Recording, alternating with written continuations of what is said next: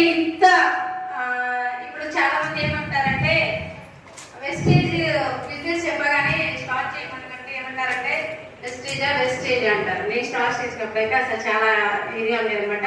అయితే my great applying immediately applying my great Kattibabu సార్కి నేను 3 తరాల నేను రుణపడి ఉంటానండి కత్తిబాబు సార్ గారికి. ఎందుకంటే ఫస్ట్ నేను స్టార్ట్ చేసినప్పుడు ఒక 4-5 దగ్గర ఉన్నాయి. మీరు ఇప్పుడు ఎంతమంది కొత్త వాళ్ళు ఎంతమంది వచ్చారు? ఈ రోజు మీటింగ్ వచ్చిన కొత్త వాళ్ళు ఎవరైనా వచ్చారా? కొత్త వాళ్ళు వచ్చారా? ఫుల్ హ్యాండ్ వచ్చేస్తే 1,00,000 వస్తాయి, సొంత చేస్తే 50,000 వస్తాయి, అంతే కాదు. ఓకేనా?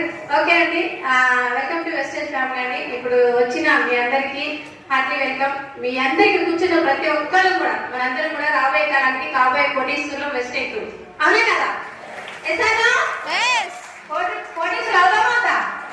అలాగే ఈ రోజు మీటింగ్ కండక్ట్ చేస్తూ మీ అందరి కోసం ఓకే ఉన్న ఇక్కడ అప్లైన్స్ అందరు కూడా రమేష్ చంద్ర సార్కి, అలాగే ఇప్పటి వరకు ప్రౌన్ సార్ మాట్లాడిన సార్ వాళ్ళందరికీ కూడా అందరి పేర్లు నాకు ఇప్పుడే కాబట్టి కాబట్టి అందరికి ఒక్కసారి అండి అప్లైన్స్ కి అందరికీ కూడా ఒకసారి మనం చేస్తాండి. ఓకే, ఎందుకంటే అప్లైన్ మనం ఏమి ఇచ్చినా తీసుకోలేం, అవునా? గాడ్ గిఫ్ట్ దేవుడు ఇచ్చిన వరలాగా పట్టుకోండి మీరు వెస్టేజ్ ని. ఎందుకంటే అందరూ వెస్టేజ్కి వస్తాం, అందరూ చేద్దాం బిజినెస్ అని వస్తాం, కానీ కొంతమంది ఎందుకు నిలబడతారు, కొంతమంది ఎందుకు సక్సెస్ అవ్వలేకపోతున్నారు చెప్పండి. కొంతమంది సక్సెస్